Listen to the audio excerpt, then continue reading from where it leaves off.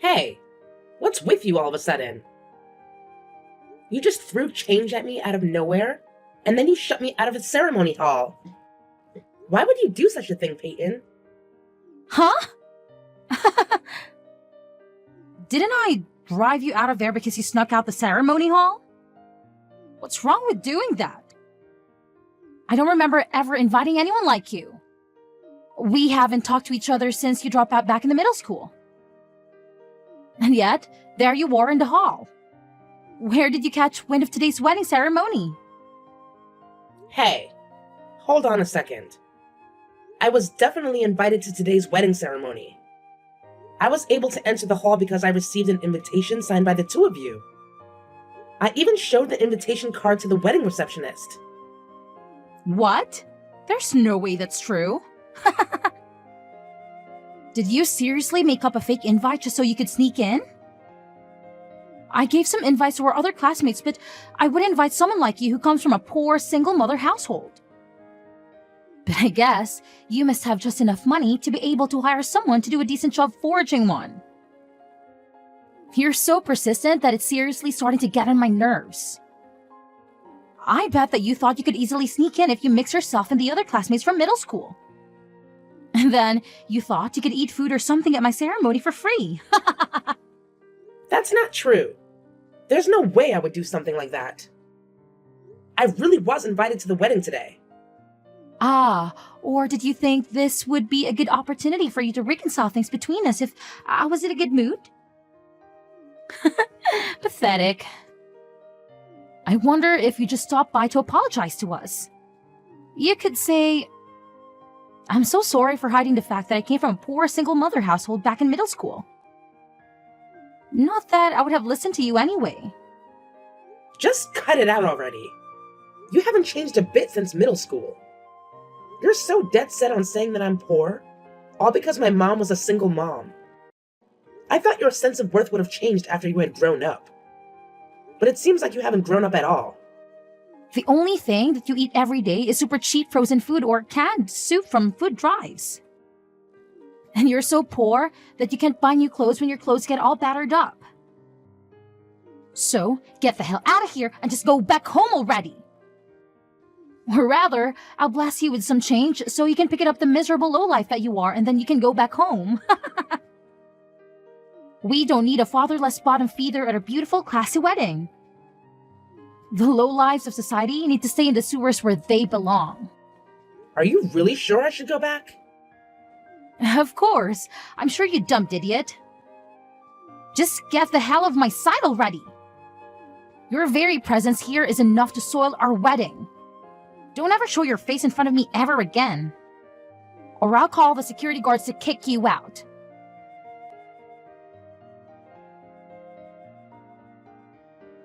Hey, hold on a second, Ella. I heard you left the wedding hall to go home. Why are you going back home when the ceremony is just about to start now? Did something urgent come up at work and caused you to leave early? No, that's not the case. It's just that I didn't feel like being around at the ceremony. So I decided to leave early. What do you mean you didn't feel like being around? Today is your little brother's wedding. It's a really special day for him, and I know he would want you to be there with him. The truth is, and I'll only tell you about it, but I had a reunion with a classmate from middle school at the wedding ceremony just now. She was causing me some distress, so I wanted to leave early. Are you perhaps referring to that one classmate you had problems with?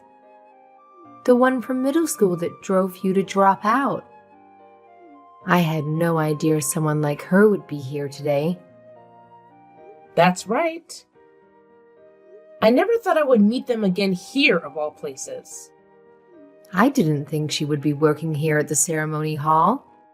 That's not the case, Mom. It's not that she is working at the ceremony. It just so happens that the one who drove me to drop out of school is actually the bride. Huh? What did you just say? I just couldn't bring myself to go to school anymore because of her constantly tormenting me for having a single mother as a mom. Even my best friend at the time started getting brainwashed by her band of mean girls and started calling me poor and making fun of you. She told me one day, "It's so rude of you to hide your poverty from me and still try to act like we're friends." At that point, she got the kids from the group that I used to hang out with to drop me entirely. They all started ignoring me, and I started feeling like I was going to throw up all of the time. I feel like I could hear them saying things about me even when they weren't. You're saying that Jasper's fiance was among that group? How is that possible? Yeah, she was the leader of the group. Like the queen bee, you know? Is that true? Our families were so busy at work that we couldn't meet face to face. But I had no idea that the bride was Peyton of all people. I don't really want to deal with her or cause any more trouble at the wedding. So with that, I'm going back home today. I don't want to hang out with Peyton and her friends. But if she's getting married to Jasper, then it can't be helped. From now, I'm going to think about how I'm going to get along with her. You know, when I get back home. No way. I can't believe it. I thought Jasper would also be happy to be able to marry such a nice girl like her. I thought she would be the one to make him happy. Please don't say anything to Jasper. It's not like I want to be opposed to their marriage or anything. I just want him to be happy. Well then...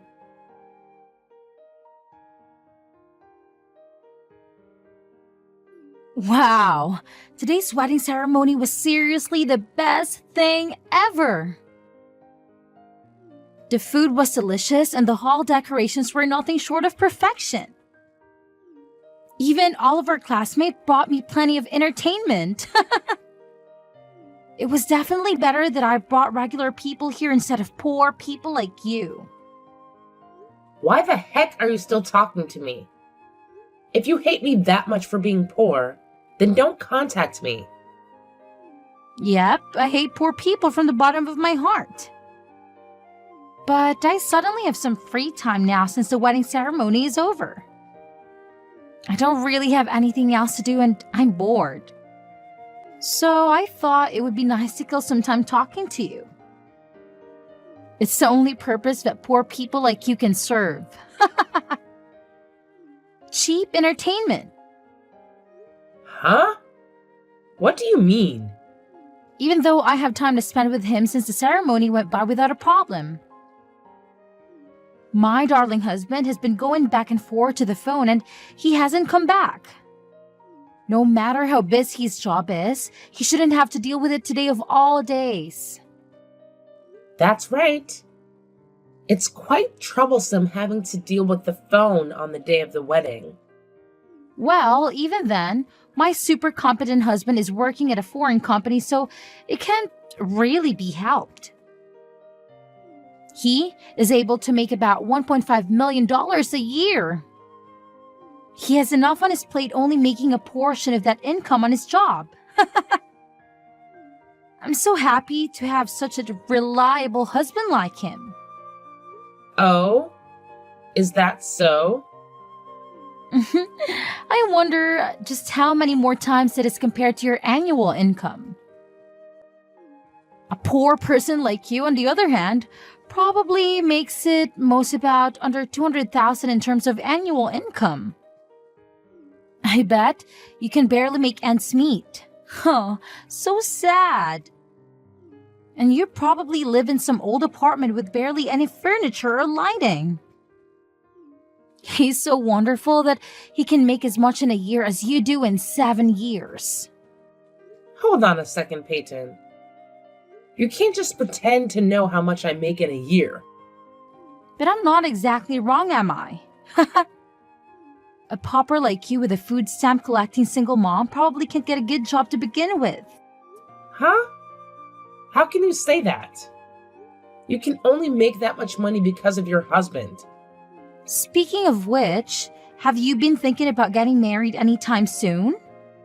Nah, there's no way that would happen. After all, there's no man in this world who would want to marry a poor woman like you. You're really pitiful in so many ways. It's so tragic, it's funny, you know? You were born into a single mother household and you spend your life in poverty. I never once regretted the fact that I was born a daughter to a single mother. While Mom was busy at work, she would make me lunch every day. I always enjoyed the lunch that she would put so much love and care into. You've got to be joking. You actually love that grocery store food that you call a lunch? That's so hilarious. The reason she wouldn't buy me new clothes is because I didn't want her to. After all, why should I rebuy clothes when you guys were the ones who battered them up? You would just batter them up the next day as well. It would just be causing a never-ending burden for my mom, and that's not something I would ever want to wish on her. It's hilarious how you immediately lash out at me. No man will come to you with a personality like that. That's none of your business. Honestly, you should be more worried about yourself being driven out by your own husband. Considering how you treat other people, I don't know how you can maintain any relationship. It's shameful behavior as a human being for someone to make fun of a person's upbringing. You sure are saying some rich things for a poor person. Oh my god, I'm hilarious. I'm the winner here in life like I nabbed a super rich husband. But for someone like you who was raised in a poor single mother household, eek. It's pretty much unavoidable that you can only live as a poor person for the rest of your life. It's only fitting for someone like you to have to live your life eating nothing but dirt. What did you just say? Now that I'm tired of our little chat, it seems that even small talk is too much work for you. It seems like not even a poor person is useful when it comes to killing time, so I'm going to get out of here now. You and I live in different worlds, so don't show your face in front of me ever again. Then I guess it would be fine for me, as her parent, to also go away. Huh? Well then, Peyton. From here on out, I'll refrain from being around you. I have no problem whatsoever being estranged from my daughter-in-law. In fact, it's actually fine now I think about it. Daughter-in-law? Huh? What the hell is going on? Who is this? We were just with each other a moment ago, back at the wedding ceremony, Peyton. I'm Sabrina, the mother of Ella, as well as the mother of your husband, Jasper. Huh? Sabrina, is that you? Yes, that is what I just said. My daughter Ella. She just told me it's not like I'm opposed to the wedding. I'm just going to keep my distance. The poor thing. I'm going to respect your decision regarding this matter. So I thought I would also take your feelings into account as well. After all, there's no reason for you to say something that horrible to us, right? And if you don't want to be with us that much, then we won't talk to you at all. What's going on? So you think someone from a single-parent household is a poor person? And that it's only fitting for them to live a life eating nothing but dirt? How dare you say something like that? Do you have any idea what it takes to go through a divorce and raise 2 children on your own? No, you don't. Hey, hold on. Let's pause for a second. What the hell is going on? You're Ella's mother? How is this possible? What's not possible? Ella and I are both clearly mother and daughter. She looks exactly like me when I was her age. I don't know what is so hard for you to understand. But Ella is from a single mother household, right? We've been together since elementary school, but I've never heard anything about a little brother. Besides, Sabrina, don't you have a husband? I've met him so many times. None of this makes sense. I remarried. It's as simple as that. I got divorced and was raising my daughter as a single mom when I met my true soulmate. I remarried around the time when Ella went to high school, and I took care of my stepson, Jasper, with my husband. In addition, he and Ella were very close to each other. Huh? Is that true? But then, that means... It means my son and I aren't related by blood, though I'm sure I already explained that fact to you. We talked about it when you first came to my house. What? Are you sure? I had no idea. Well, it looks like you were able to feign ignorance at that time, to the best of your ability. It would have seemed keeping that facade on must have been tense for you. So you probably didn't catch what we were saying at the time. I don't remember hearing anything like that at all. Although, I suppose when you tell me, it sounds like something that you probably would have said. I will say this beforehand, but I don't plan on meddling with my son's wedding. If it's someone who my son thinks he wants to marry, I will accept any person, no matter their personality or gender. So, you're saying that you would be willing to forgive me? I'm so relieved. That would take a huge weight off of my shoulders. However, that is a different matter altogether, whether or not we can get along with each other. From this point onward, I will start taking appropriate steps to distance myself from you. Huh? Let's make sure we interact with each other as little as possible. I don't want you to get involved with Ella or I anymore after this. Same goes regarding any family events or holidays too. Luckily, you don't have to receive any presents from poor people on Christmas. Hey, please, wait a second. Isn't that also pretty bad for me in the end? Won't that cause some suspicion to me from Jasper? If he finds out about this, I don't know how he would take it. If that's the case, then you don't have to worry about that either. I already told Jasper about everything that has happened. What? You didn't? I just talked with him over the phone before. I explained the whole situation to him. So you can take it up with him regarding these matters after this. No, this is not happening. Are you kidding me? Wait a minute. You told my husband everything that happened? Wait, so what did he say? Please tell me this is all a big mistake. What can I possibly say to him now? What should I do?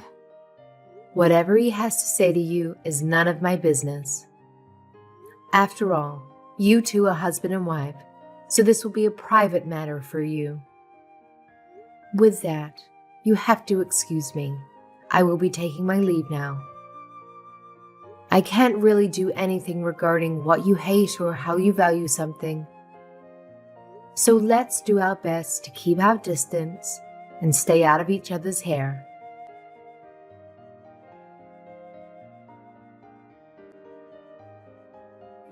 What have you done to me? Because of you guys, my husband told me he needs some time to think before handing the marriage certificate. Now, my future with him is in jeopardy. Huh? Jasper said that? He hasn't told me anything. He told me he thought it was vile what I did to his sister all those years ago.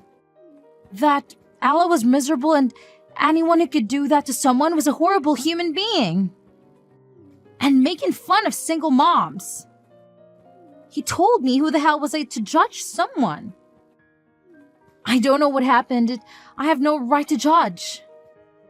Not to mention he was raised by a single father. I'm so stupid. He told me he doesn't think he loves me anymore. That he can't look at me the same way since knowing all this. Speaking of which, he seems to have had some troublesome memories pop back up as well. He was teased for having a single father for a dad. He had to live with relatives because of Dad's job. He won't listen to anything that I have to say. He just called me a liar when I said I wasn't making fun of him being from a single father household at all. And then he told me he can trust me ever again. Well, that's what happens. Even though he had a wedding ceremony, the next day he said it wouldn't be possible for me to be put in the family registry. Hey, I'm begging you, Ella. Come over here right away. I need your help. You need to somehow persuade your younger brother to change his mind. Persuade? So that he can somehow marry you? I'm obviously talking about that. He'll only listen to his precious sister. I won't allow us to get separated by any means possible. Our relationship falling apart, even though we just had a wedding ceremony, would make me a laughingstock for the rest of my life. So please, come here right now and cover for me. It's not as easy as you make it seem to be. My brother has quite the stubborn personality, you know. Oh, that schoolyard heckling made him tough. So even if I said something, it would likely do little to change the situation. That's right. I've seen how he is when he sets his mind on something. It's difficult to get him to change his mind. That's why you and I are going to make up for Jasper's sake. Huh? I mean, it was only during middle school when we weren't getting along, so, you know. You can say that actually, we already made up a long time ago and now we're super besties. That's why he should hear it from your mouth. After we make up, I'll say that I will never make fun of you again for anything ever. Especially anything to do with your background. No way. I would never lie to my beloved little brother like that. Besides, even if you do that, my mom will retaliate on my behalf. There isn't really any point in me lying to try to persuade him. The only thing you can do is try to persuade him all by yourself. That's impossible. Don't you know that he's already started packing up to move to a new home? He's dead set on breaking up with me and leaving the house. How can I possibly persuade him in a situation like this? How should I know? I'm relying on you for this, so listen to what I have to say. If you don't, I'll make you drop out again. What? Someone like you comes from a poor single mother household. No matter what, you'll be working for a small and poor company, right? So I'll let it slip in your workplace that you were raised by a single mother. I will say that you are a former shut-in that's not fit to work in society. Are you seriously trying to threaten me with that? What? I'm being serious. I'll figure out where you work and spill the beans on everything that happened in your life. If I do that, then you will definitely relapse back into a shut-in just like back in middle school. Huh. Or rather, you will be in a shut-in deadbeat, which would be even worse than before. If you don't want that to happen, then you better listen to what I have to say. Go ahead and do whatever you want to. I wouldn't close my shop even if you tell all my customers about my family history. It's not even a secret. Thanks to being self-employed, that in and of itself has steeled my mental state as well. None of your harassment will have any effect on me anymore.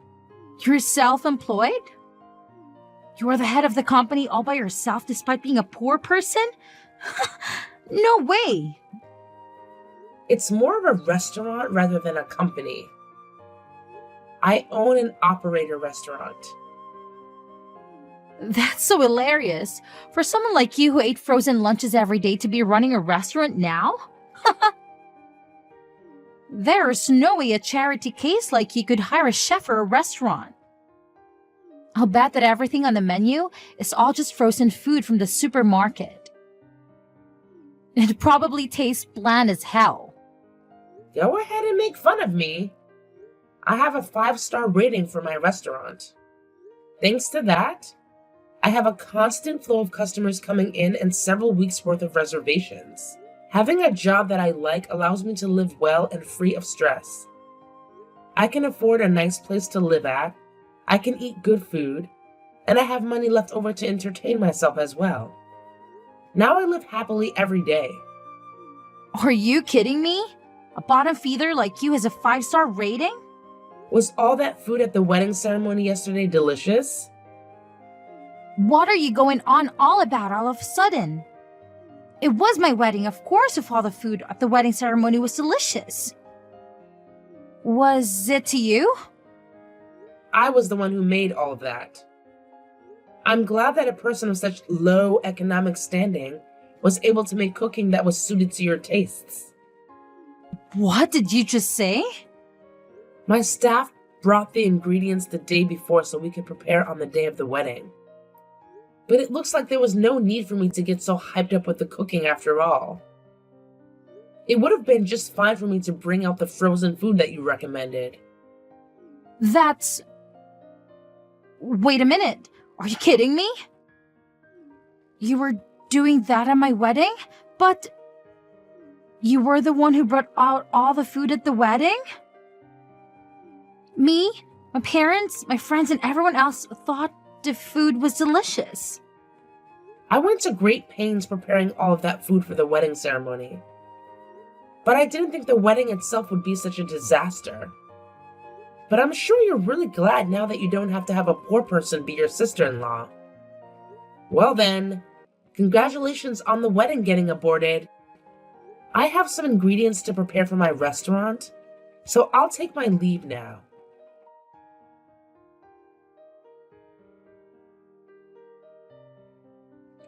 After that, Peyton and my younger brother Jasper finally wiped the slate clean regarding any talks of marriage.